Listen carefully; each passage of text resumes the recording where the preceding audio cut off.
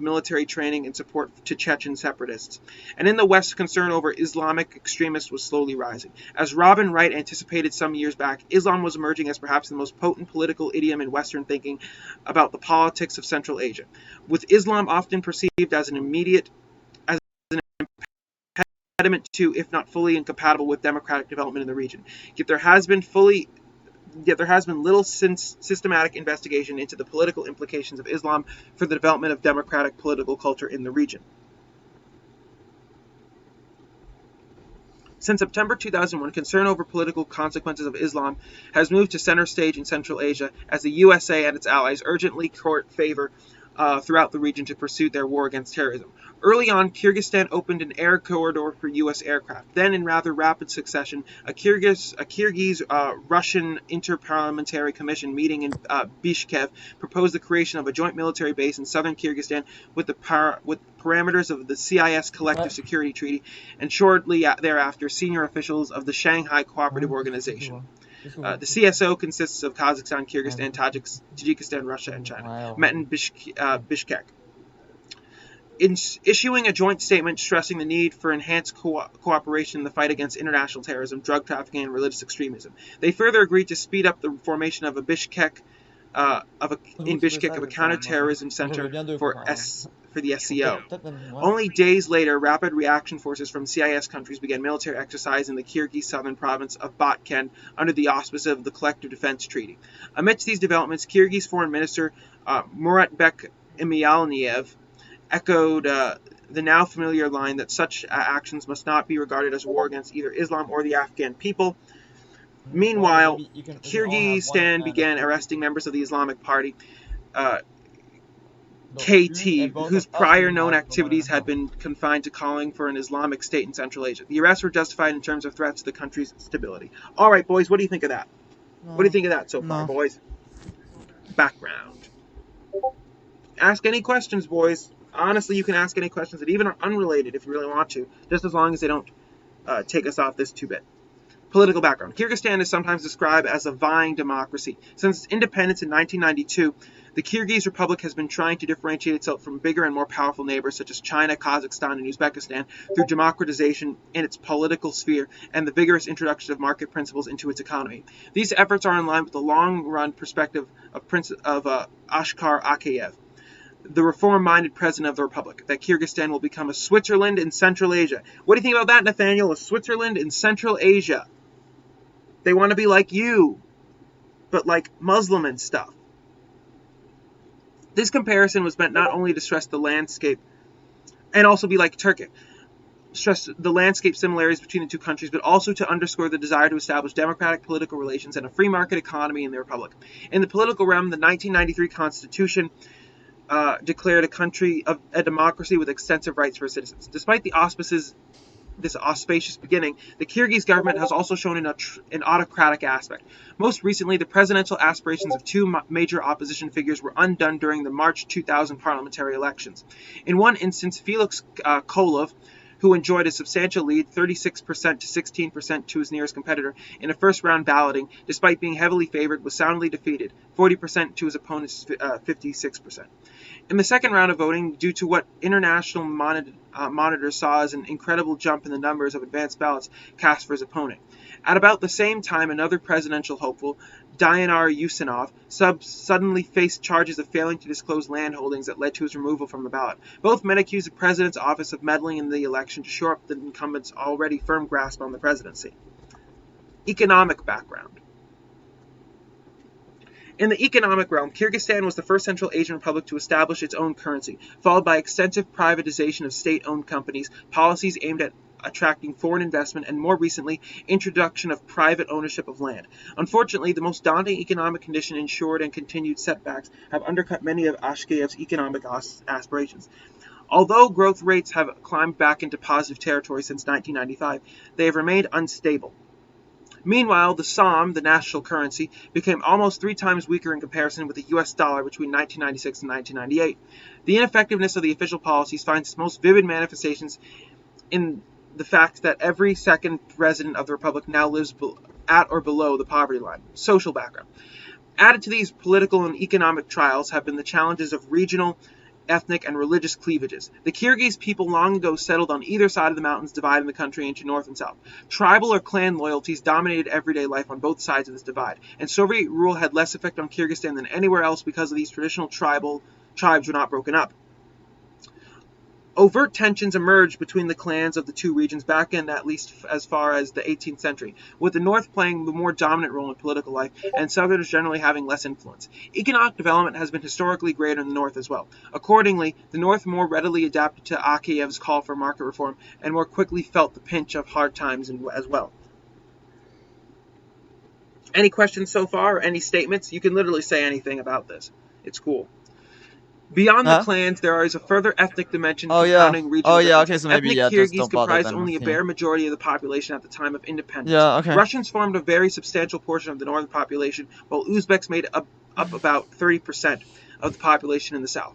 Following independence, many of the Russians, who have long held important positions in administration, culture, and industry, grew uncomfortable in the face of the increasing nationalistic outlook of the Kyrgyz government. Meanwhile, the Uzbek minority in the south, with long-standing concerns over being underrepresented in the political life of the country, were further annoyed to see Uzbek language receive even less consideration than Russian, as the government moved toward adopting Kyrgyz as the official language. This apprehension came to the wake of violent Kyrgyz-Uzbek conflicts in April and May of 1990. Since then, there has been concern among some Uzbeks over the place in Kyrgyzstan. The violence also further exacerbated by Russia's unease in the north. Also, he said there was an anti-Uzbek riot in 2010, I think, where they would literally paint on people's houses, kill the Uzbek if there was an Uzbek living there. This was in Osh, I think is what it was called, Osh. The regional ethnic cleavage is further overlain by religious differences. Through primarily Muslim, the people of Kyrgyzstan are for the most part far less dogmatic in their religious beliefs than their neighbors. Islam does, however, play a greater role in the southern province of Osh and Jalalabad, where even during the Soviet era, religion retained a significant role in everyday life. After independence, mosques reopened and the open teaching of religion to children resumed, particularly in the south. There remain, of course, powerful Islamic forces operating just outside Kyrgyzstan.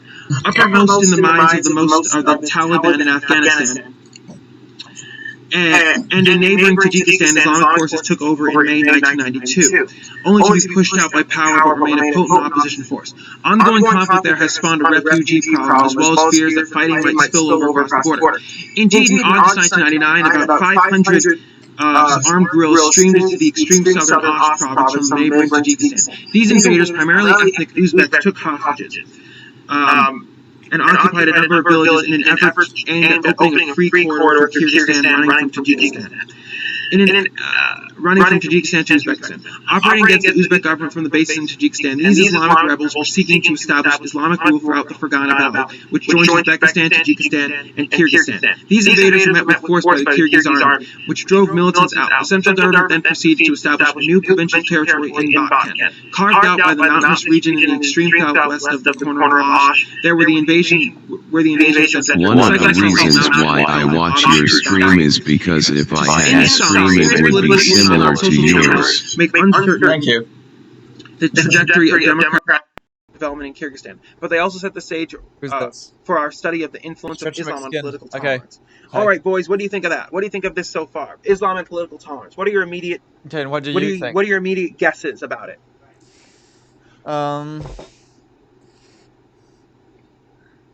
Swisistan. Okay. What are your immediate guesses about it?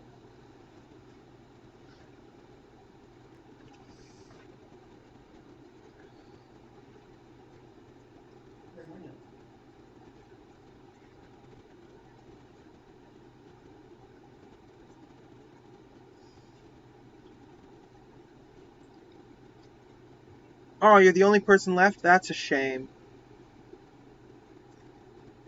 Well, I'll keep reading. Hopefully some more people will trickle in. I don't know. But we'll see. We'll see, won't we? I came in just a minute ago. I don't think anyone likes the Taliban, though.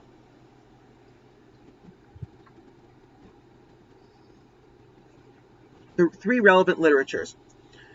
Three differentiating literatures are especially relevant to our study of tolerance in Kyrgyzstan. The first and most obvious is a set of survey-based studies of political intolerance in post-Soviet societies by Gibson and others. A second literature So relating tell to me, our work Stretchy is that Skin, if you addressing want to watch political something else, you developments and can tell nation me. building, most particularly Stretchy. Lipset's work on social requisites If for you democracy. like have a A video third link that literature you'd with like me to watch relevance instead, we to our can work do that. addresses the correlation between Islam and human rights, especially the theoretical work by His Meyer thing and is the interesting, aggregate but it's empirical pretty work by Price. it's pretty We will heavy. deal with each in turn. It's pretty heavy. I'd like So to think that like people will progress, that with economic progress, people will become more liberal and secular. Right, but well, for one thing, you imply that that liberalism means secularism and vice versa, which isn't necessarily true, because you can have illiberal secularism like well, Yeah, this leftism, is deep into some weeds. though Europeans have a weird view of liberalism too, okay, this is where deep into you points. Well, also he's sort looking of at like literally misdefine it political like Islam in Americans Central do. Asia. Yeah. Yeah, it's kind of sacred. Like Americans will define liberalism as like progressive, but the Europeans will misdefine it too, where they'll put it too heavily on like progressive liberalism, basically too. So tell me, Stretchy, do you have anything else? I've got my like little animal videos and stuff like I watch sometimes if you want something easier. If you want something Do you easier like to the Matrix movies? I don't Yeah, mean by sacred. Oh, right, yes, I yes, do. yes. Your view of liberalism is sacred, yes. Yeah. Surveys Yeah, of I democratic do. values in post-Soviet societies. Although I've kind of forgotten them at this point. Kind of for just beyond the basic Many stuff. Western scholars were I think I'll quick off the I'll get mark them after the and demise of the Soviet Union to conduct have a look. surveys of attitudes toward democracy and market reform. In Russia, Ukraine, and elsewhere. Ooh, it's Okay. almost 2. Oh well. Tell me, do you want to watch? I think I can get this done before then. Let's see, Stretchy. In Russia, Ukraine, and elsewhere, would you prefer amidst just like the a minor simple flood of thing? resulting publications, the work of James L. Gibson is Or do particularly you want to watch relevant to it There our is a own in that video it on focuses Matrix directly upon the questions Explains of political channel that intolerance was at core just issues of the released. post-Soviet Oh, society. really? Gibson Okay. finds Well, tolerance in that short sounds supply in the good. former Soviet I mean, if you want to republics. send me a link, As such, there is widespread or if you want to, I can have a look. reticence among the public over allowing open competition for Alright. political power. Of course, post-Soviet societies are not alone in their regard. Studies in the West have long shown surprisingly low levels of political tolerance. But in the former Soviet Union, the levels of tolerance are still lower. Despite an otherwise widespread enthusiasm for most aspects of democracy, Gibson sees those societies as in danger of failing what he terms the acid test of democracy. Support for the political rights of unpopular minorities, as he says. As he puts it, Okay. minoritarian institutions and Matrix processes have yet Explained to is the receive widespread channel acclaim name. for the So mass we've public. asked ourselves, Having put his if finger on the hundreds weakest link in post-Soviet democratic values, Gibson offers Okay, guidance in I'm gonna selecting an actually. approach focused on our study. Following his Okay, I'm gonna actually put this. I'm just gonna go away for like a minute. So I'll just play this. So I'm not gonna see it. Oh wait, where did it go? I know. I don't know where it went. Where where is it? Oh, here we go. All right. or perhaps thousands of years have passed since the machine war. Why haven't the machines cleared the black cloud from the sky? Humans are said to have scorched the skies in an attempt to stop the machine's power source during the war. But what if the machines are still slaves to the humans? What if humanity won the war? Today we're going to analyze 5 reasons as to why the humans won the machine war. Welcome to Matrix Explained.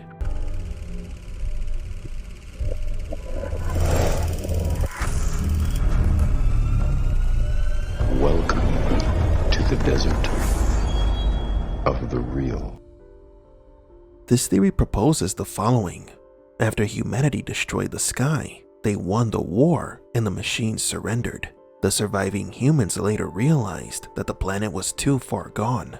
The damage to the ecosystem was severe, so they concluded that it was better to live in simulations. But what clues are there that point to this being a possibility? Number 5. The planet is destroyed beyond repair. The argument is simple. The planet is polluted and the sky is burned.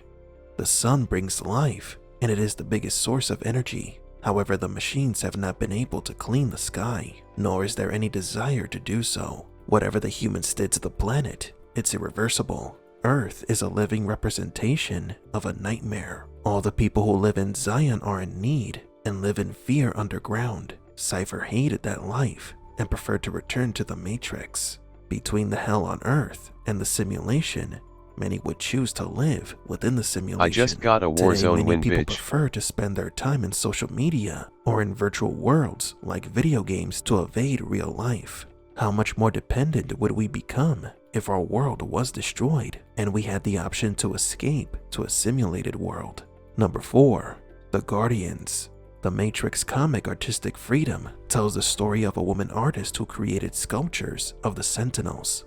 She stated that when she was little, she woke up in a place surrounded by liquid and saw a machine You just got a that Warzone she win. thought Bravo. was a guardian angel. Does What nothing happened exist? is that she woke up Does for a nothing brief exist? moment inside her pod in the real world, Well, I think but this was is then sort of put back there's a to bit of sleep emptiness. and returned Kind of to the fundamentally simulation. everything kind The of strange thing about the this concept of like is that it dependent appeared that the origination Sentinels were taking is like care of nothing the has an humans, intrinsic and although existence. Morpheus Like the said existence of that they something used the depends on dead the to feed existence the of something living, else. Neo was freed without the Sentinel hurting him when he woke up. This did not make sense, because if Neo was no longer beneficial for the machines, he should have been eliminated. It was as if the machine did not want to hurt him. Number 3. Humans use other simulations in addition to the Matrix. The Animatrix episode Matriculate is a story of a group of rebels during the war. They used simulations to convert captured Well, machines the nothing existing into make it not allies. nothingness, so That's there's why no we can meaning show for them. nothing without nothingness. Hmm.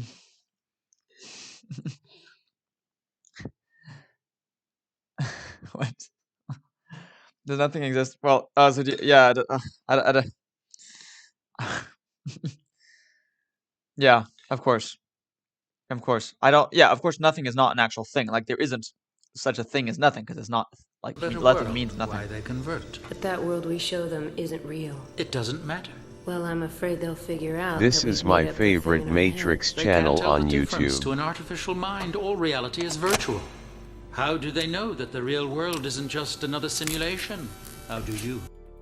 So the Matrix technology could have been invented by the humans, something similar to what we see today with the Neuralink.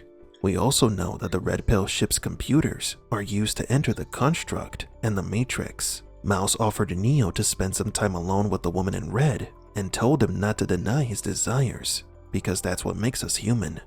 Pay no attention to these hypocrites, Neo. To deny our own impulses is to deny the very thing that makes us human. These clues are evidence that humanity may have created the Matrix to escape reality. Number 2. The Zion System.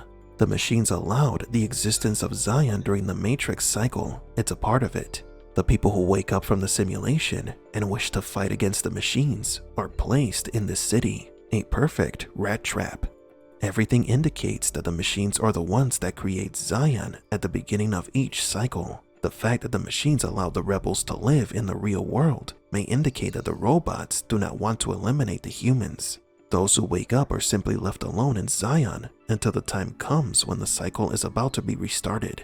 And number 1, the Matrix was humanity's plan. If the machines desire to take the energy generated by the human body, as Morpheus described, In order to change a human being into this.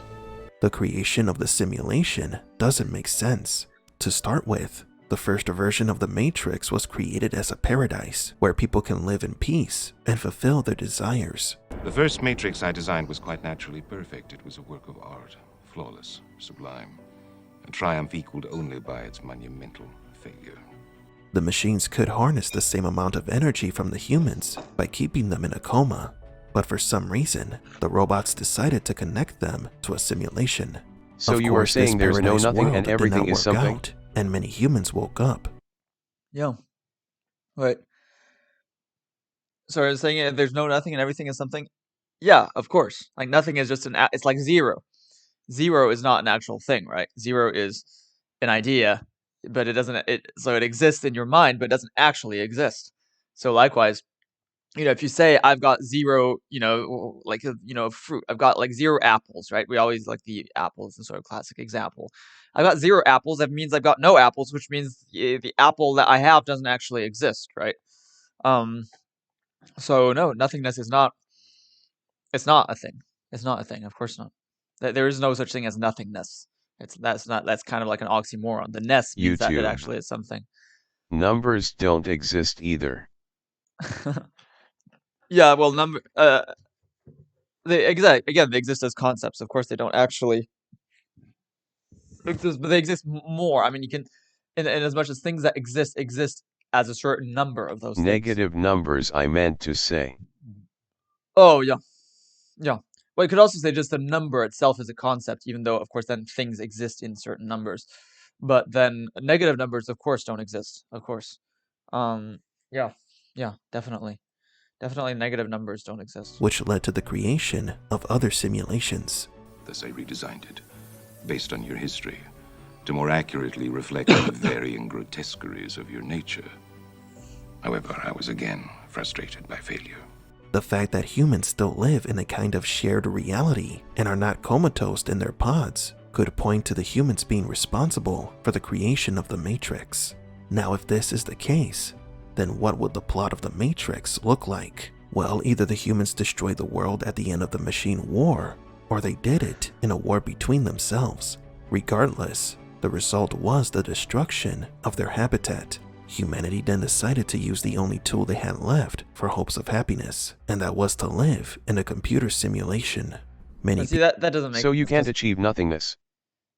No, you can't achieve nothingness. Of course not. You can't achieve nothingness. You can sort of feel it.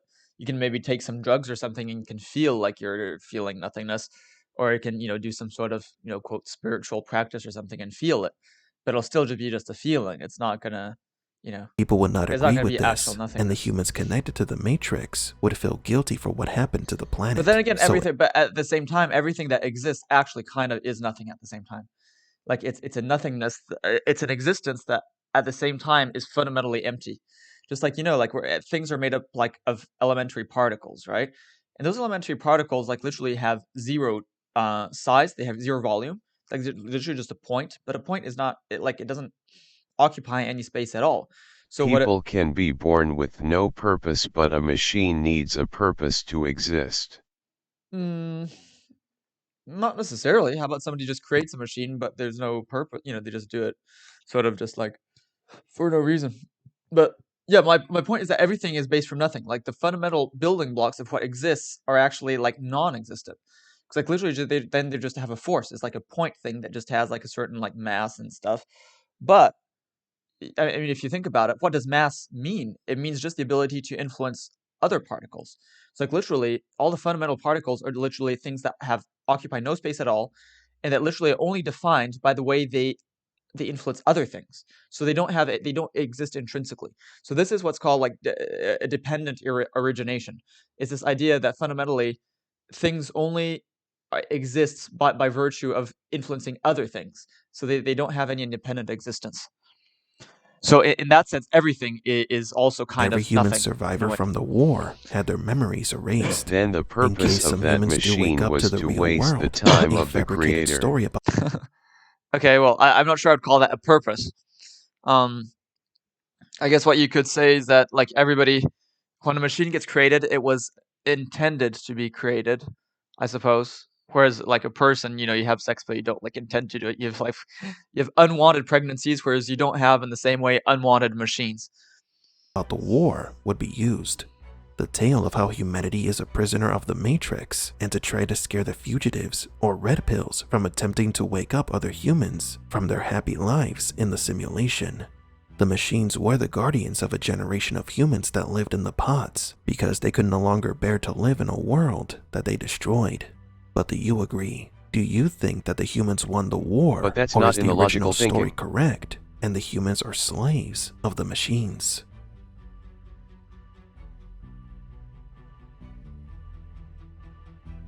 That's not logical thinking? What do you mean? What do you mean that's not the logical thinking? But yeah, interesting. Yeah, everybody loses. Yeah, everybody loses.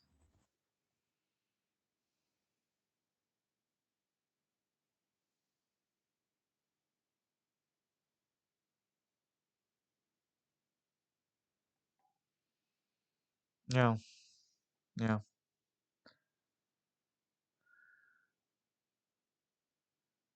Yeah, this is weird. This is weird.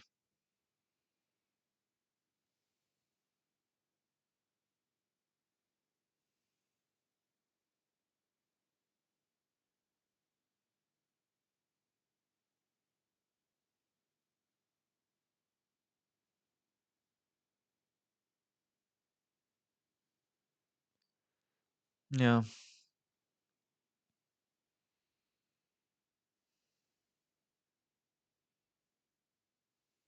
The machine's prime directive was to keep humans alive, and by putting them in a simulation it would guarantee the survival of humans. Yeah.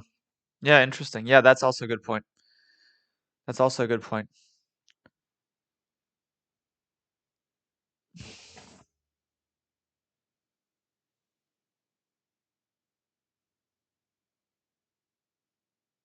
Yeah. Interesting. Interesting. I gotta rewatch them. I gotta rewatch them. This makes me want to rewatch them. Yeah. Right. Matrix 4 coming out in December. Oh yeah, I didn't even know. Yeah, okay. First, I gotta rewatch all the three. Gotta rewatch all the three before it comes out. Good good plan. Good plan. Let's see. Let's have a look at other Matrix stuff. Actually, let's have a look at some other Matrix explain stuff. This could actually be really useful. I'll also use like With the upcoming analogies. release of Matrix, In a way, I kind of almost should wait. How many videos does it have? How many videos does this have? Whoa, Jesus! I mean, this is a lot about just one movie series. Whoa, look at this, and like this. Look at how many. Whoa, look at this. Amazing. This really makes me want to watch it more. Why Trinity is the real one? in Matrix Reloaded, Neo confronted I'll just the watch architect, a who few. revealed a terrible truth, that Neo's entire It's life an awesome had been channel, predetermined like I since said, birth, haha. possibly Yeah. long before that. Neo, Zion, and the Matrix are all part of a 100-year cycle that concludes with the anomaly restarting the system.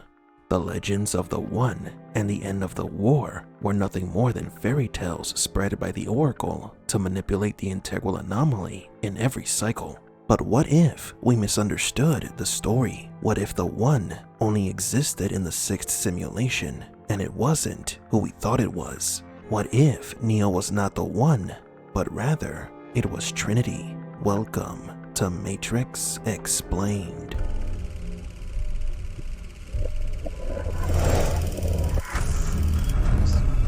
Forgot to upload the other one. Welcome to the desert of the real.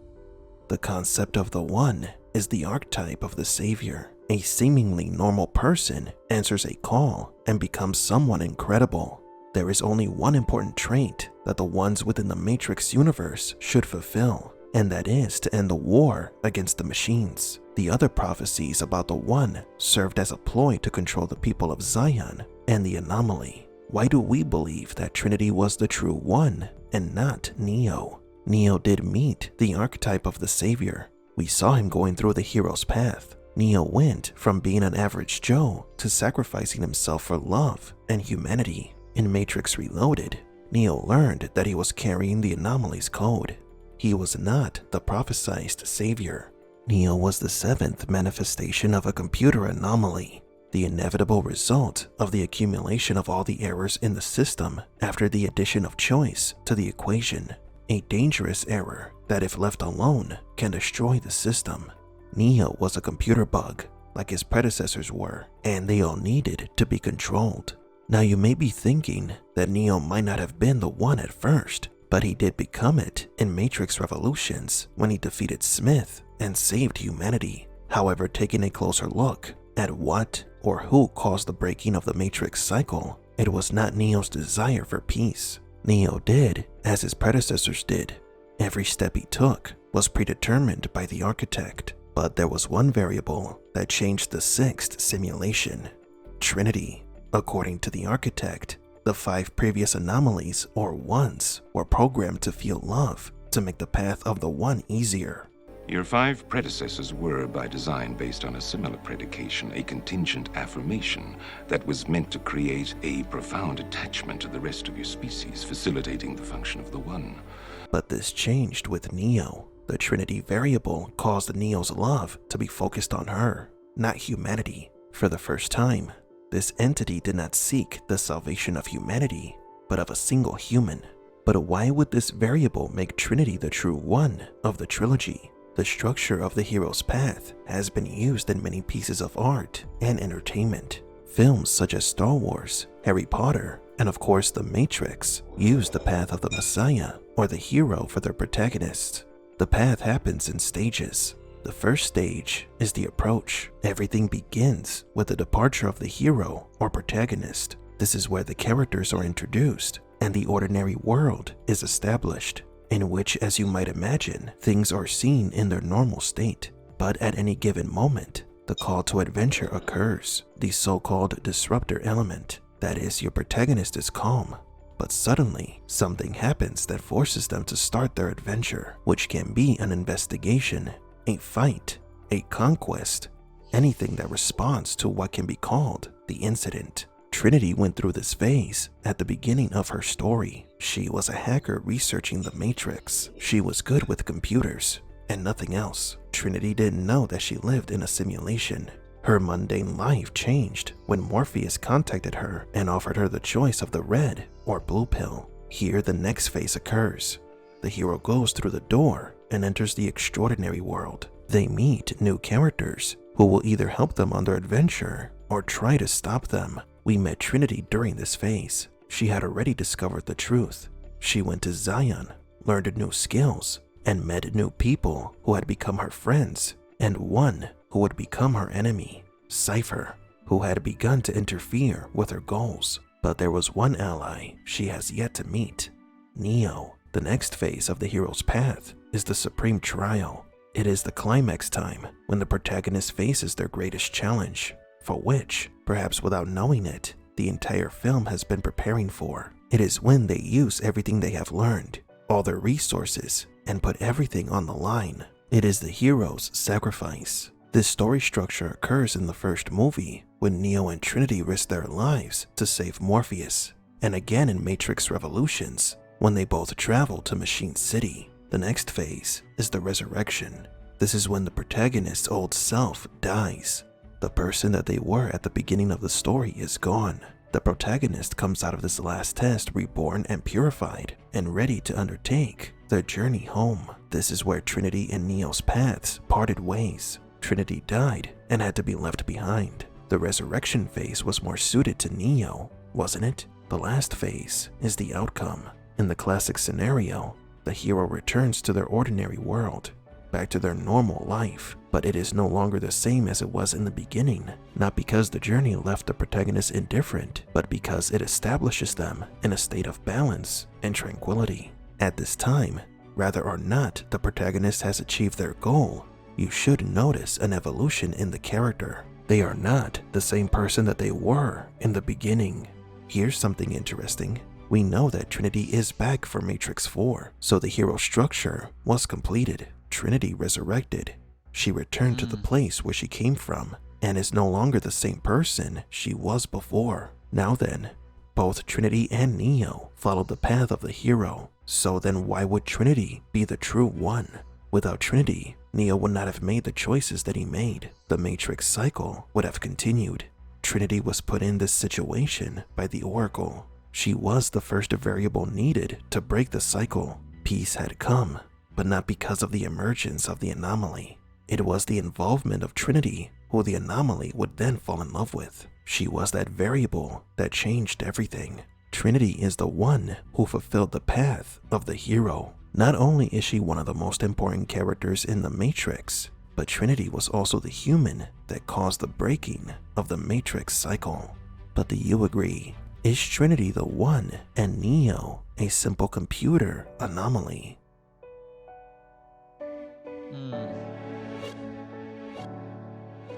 Again, interesting.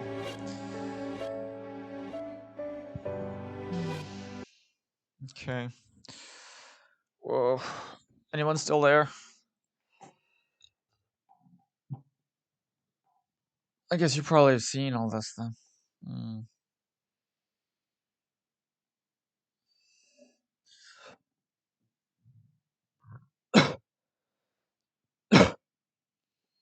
I thought I knew the Matrix for years, but then these videos taught me. Yeah. I think it's always good that I watch a few of these videos before rewatching the thing. Yeah. Why I seen all them. You seen all of A them? new video every day. You've seen all of them. Wow. I don't even know. I've got I really got to rewatch them because I don't remember it well enough. I'm not sure if I should watch some of these videos or not before. I mean, I'm afraid of sort of spoiling it now as a result, kind of. But at the same time, I think it's kind of useful. Oh yeah, and the spoon thing. See, I remember that. Okay, I'll go on the spoon thing. That's something that sort of stuck. Welcome back to our minute-to-minute analysis of The Matrix. Last time, Cypher was revealed to be a traitor. He made a deal with the agents to deliver Morpheus in exchange for him to return to the simulation. Today we will be analyzing one of the most important moments of the film. Neo meets the intuitive program, the Oracle. Welcome to Matrix Explained.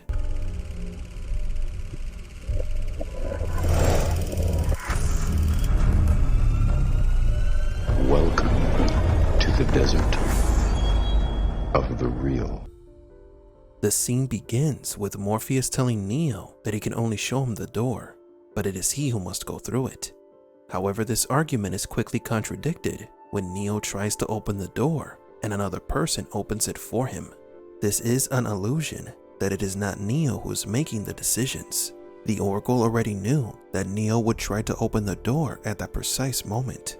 Her aide asks Morpheus to make himself comfortable as she leads Neo into the apartment. Hanging on the wall, there is a shelf with multiple spoons, symbolizing the Matrix cycles. These spoons could be used for future ones. In the living room, Neo meets the other potentials. One of them has a laptop, inferring that this young lady is skilled with computers, like he is. Another is playing chess, implying Shadow that is this a one fucking has idiot. deductive skills. A woman walks by carrying a baby. We don't know if she's a potential or I if don't the even remember. baby I is don't the remember the potential, names like beyond and that like the lady Neo, is a Trinity, program protecting Smith it. and stuff. One Who's potential Shadow? is reading a book, I can't and remember. the others are using telekinesis. While these girls demonstrate their telekinetic powers, a 70s horror B-movie titled Night of the Lepus is playing on the living room television, a low-budget horror flick about giant killer rabbits. The symbolism here is that Neo is following the rabbit hole, like Alice in Alice in Wonderland, but it may have a second symbolism.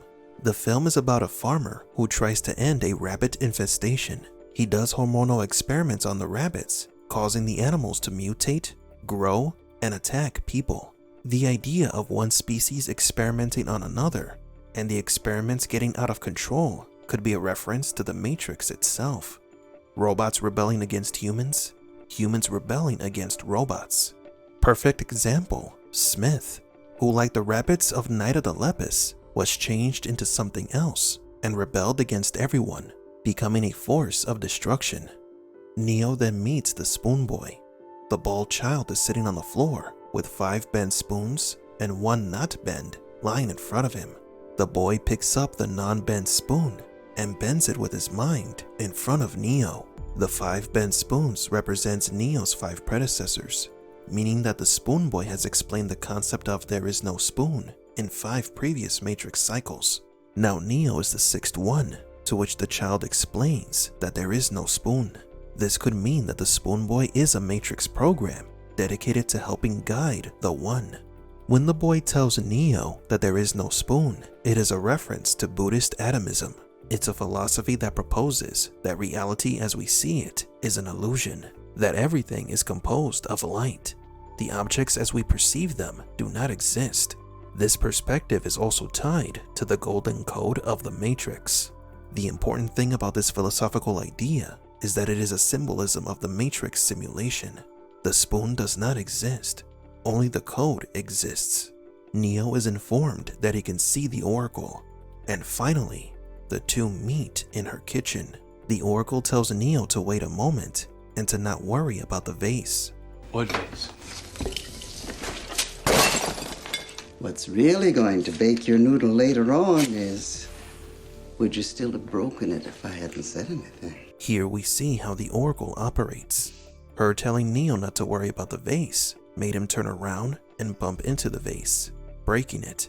And now from Neo's perspective, the Oracle can predict the future. Let there be no doubt, we are seeing the Oracle's manipulative nature on full display. She not only predicts future events, but she also causes them, just as she caused Neo to break the vase, which is the first of many Oracle-influenced outcomes that Neo will face. The Oracle continues by hinting that Trinity likes Neo, which surprises him.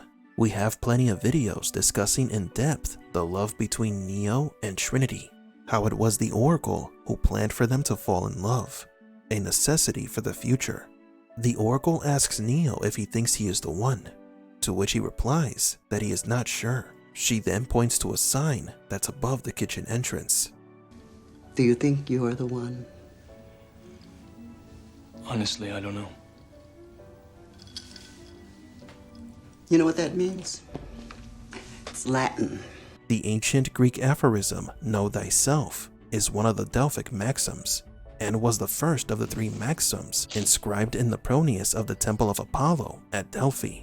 The maxim or aphorism "Know thyself" has had a variety of meanings attributed to it in literature, and over time, as in early Greek, the phrase meant "know thy measure." The proverb is applied to those whose boasts exceed what they are, and that "know thyself" is a warning to pay no attention to the opinion of the multitude. The Oracle proceeds to tell Neo that being the one is like being in love. Being the one is just like being in love. No one can tell you you're in love, you just know it. Through and through, balls to bones. Being the one is like being in love because love was added to the Anomalies code. It was put there to manipulate it, but we are getting ahead of ourselves. The Oracle stands up and begins to examine Neo, or rather his residual self-image.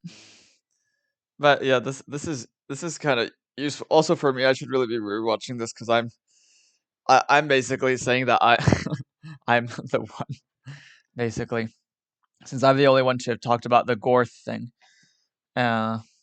So like the person who first manages to get people to fight against the Gorth in a way is like the one in the sort. It's like it's similar. It's a sort of analogy, and so I didn't discover the Gorth, of course, but Philip Goddard is having a hard time publicizing it, and he's having a hard time, and he's The not beads like. in the doorway causes people to bow to the Oracle upon meeting with her. Oh yeah, that's cool. I hadn't thought of that, but yeah, of course. Yeah. But what was I? Yeah. Yeah, see, I've got a sort of idea of how to to do it, and also like political ideas, whereas Philip doesn't. I also have the good fortune of being able to speak in other languages and foreign languages without any particular accent of another language, like without any particular foreign accent. As I sort of improve. I mean, at first it's not great, but then I improve it. I think that can really also like help a lot, make sort of feel like there's more, solidarity. Like I don't know. I think people like it when people are able to speak their own languages, especially if it sounds like they actually. The golden light, the golden web ? Oh yeah, that was that video that you showed me. I don't know what that's about. But yeah, I think getting into some Matrix lore would definitely be pretty good. I want people to see me as the one, regardless of whether it's like an actual true. Well, it is. If the Gorth thing turns out to be true, like literally, I would in practice, but it's not out of an essence. It's not because. See, I don't have like any like powers or anything like that, unlike Jesus, who's had these sort of funny powers. But the difference is that I just know what needs to be done, and so if people actually do what I tell them to, then they like literally, I will have provided the necessary, guidance to help them save themselves. So in that sense, that is actually all that's required. I mean, like literally, yeah. You don't need to have like special powers. This is an unnecessary examination to trick Neo into believing that she was doing something. She is manipulating him so that he can arrive at the conclusion that he is not That Golden the one, Web though movie the talks Oracle never about more than just words and symbols. Yeah, but you mean the longer one or the one you showed me? Because you said it was a much longer thing. told him that he was or wasn't the one. But I'd only prefer tells if me it wasn't just words and symbols. I prefer maybe a more condensed thing. Like it's a bit. I think it's a bit too long for. I'll probably like even if I watch the whole thing, I think I'll probably get a bit. I won't be able to properly understand it. I would need like more short videos, like these ones here, to like to. The 3-part series. Yeah, I think I would need. I think I would need like something a bit more condensed that sort of gets to the point. Like I'm very to the point when I talk about my stuff. that he is waiting for something. I think there's really. You got the gift. I need to have something more. But it more looks to the like point. you're waiting for something. This is very interesting because we see the power that the Oracle has over people, how she tricks them into believing things that she never said, or to do things that she never ordered them to. That's the way these things go. Indeed, Neo would have to die to become the one. The fact that the Oracle says that this is how things go could indicate that the previous ones also had to die and come back to life to become the one. The fuck then is this the Oracle shit? tells Neo of the dark choice he Oh yeah. It's what happens when you have a too big white person He tax. makes lots of references to Bible scriptures. Yeah, I gotta also do that. I've got to make more references to Bible. I make reference to just the Bible ideas, but not to the Bible actually, the words. But I think it's kind of, the ideas are already pretty, like they're already pretty good. So I think it's like I said, I think the original sin is the creation of the Gorth. I think the flood myth was also like a war that was caused by the Gorth. I think that the Messiah, the concept of the Messiah, is actually that they're like just like they're multiple ones. I think that potentially like each planet has its own like genuine Messiah that teaches people how to get rid of the Gorth, but they actually always fail to do so. Oh wait, I've got people here. Do I? Yeah. All right. Okay. Maybe I'll actually move. Point.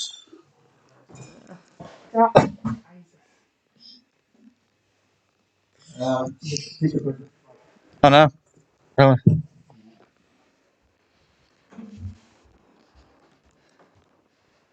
I think yeah, because it's kind of probably in the way. The word planet is funny. Plan ET. It's a plan by extraterrestrials. People are breaking in? Well, my parents are breaking in. Yeah. Yeah, but again, see that's not actually that's not actually where it comes from. Like if Oh shit. Whole lot of like it's not where it actually comes from. Like yeah, will soon have to make. You're going. Sure, plan ET, like it planned by extraterrestrials, sure, but like who, how it's still just kind of evolved like that naturally in the language. It's not like the etymology comes from that. See, I don't believe in that kind of stuff. I think if there are like things like that, I mean sometimes it's true there is something. Oh shit. That's Gorth that's doing it. Whole lot of gang shit going on IRL, no cap. Like literally, it's it can be the Gorth. It can be the Gorth doing it, but it's not going to be like anything else than the Gorth. It's not going to be aliens. Planet. It's not, yeah, but it's not aliens doing it. It's if it's anything, it's the Gorth. And it's not aliens, it's not other civilizations, it's not certainly aliens didn't build like the pyramid.